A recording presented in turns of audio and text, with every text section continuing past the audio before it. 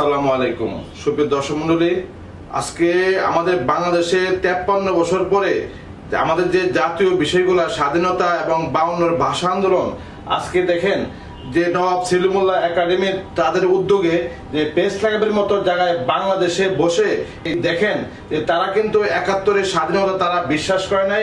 যে এই যে তার কথাগুলো আপনারা এই শুনেন। সৃষ্টি হয়েছিল এবং সেটা পরবর্তীতে বিভিন্ন কারণে বিভিন্ন মিথ্যা অভিযোগের উপরে আমাদের এই বাংলাদেশ নাম হয়েছে 1971 সাল থেকে।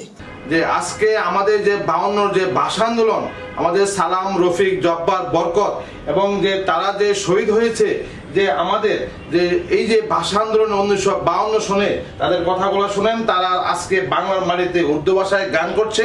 মিল্লাত কা পাসবা হে মুহাম্মদ আলী জিনা, মুহাম্মদ আলী জিনা।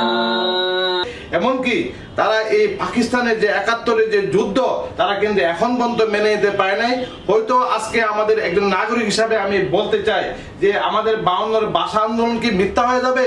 যে কায়েদে আজম মোহাম্মদ জিন্নাহ যে রেসকোর্স ময়দানে সে বলেছিল যে আমাদের এই যে পাকিস্তানের রাষ্ট্র ভাষা হবে উর্দু, তার কথাগুলো আপনারা শুনেন। Let me make it very clear to you, leave no doubt that the state language of Pakistan is going to be Urdu and no other language.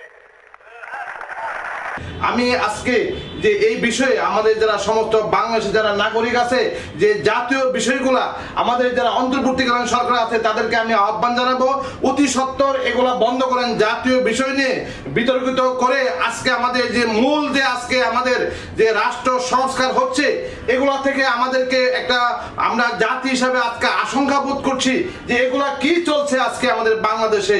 এই যে আমি আজকে বলতে চাই আমাদের যে ভাষা আন্দোলন যে গান, সালাম সালাম হাজার সালাম সকল শহীদ স্মরণে আমার হৃদয় রেখে যেতে চাই তাদের স্মৃতি চরণে।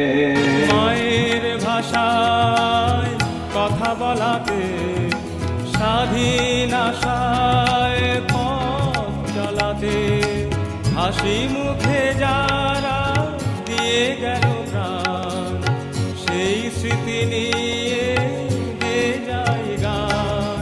তাদের বিজয় মরণে আমার হৃদয় রেখে যেতে চাই তাদের স্মৃতি চরণে। সালাম সালাম হাজার সালাম।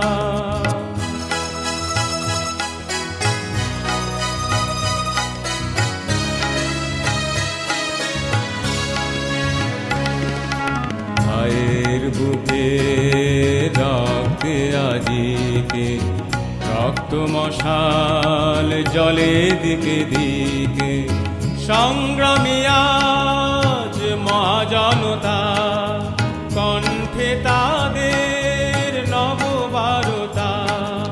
শহীদ ভাই স্মরণে আমার হৃদয় রেখে যেতে চাই তাদের স্মৃতি